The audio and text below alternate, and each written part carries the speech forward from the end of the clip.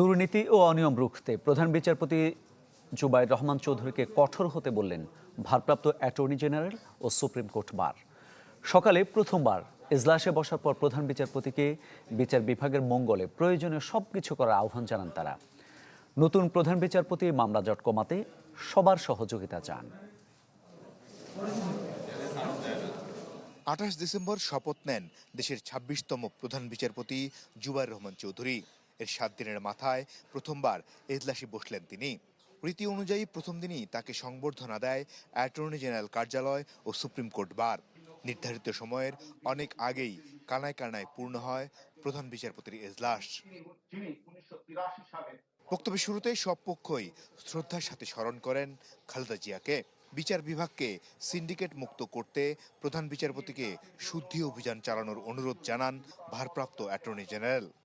জাতি প্রত্যাশা করে বিচার বিভাগ সিন্ডিকেট মুক্ত হোক, দুর্নীতি মুক্ত হোক।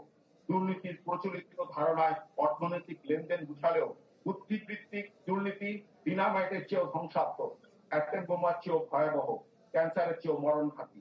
সুতরাং শুদ্ধি অভিযানের মাধ্যমে বিচার বিভাগের সকল স্তর থেকে দুর্নীতি নির্মূল করতে হবে।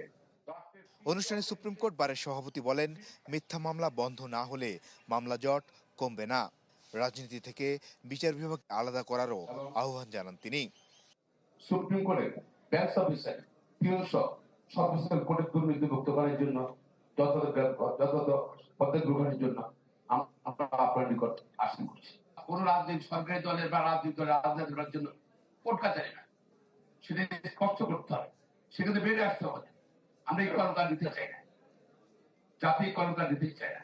পাপরিকা আর মেক্সিকান মশলার মাইন্ড ব্লাস্টিং ফ্লেভারে ডিটোস পার্টি হবে জোস যদি থাকে ডিটোস। প্রথম বক্তব্যেই মুক্তিযুদ্ধ ও ২৪শে জুলাই আন্দোলনের শহীদদের স্মরণ করেন প্রধান বিচারপতি।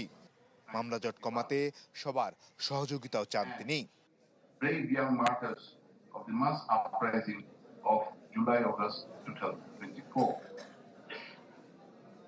I also acknowledge the deep sense of gratitude and appreciation, the valiant road led by the youngsters in the July-August revolution, some of whom suffered permanent blindness and loss of limbs.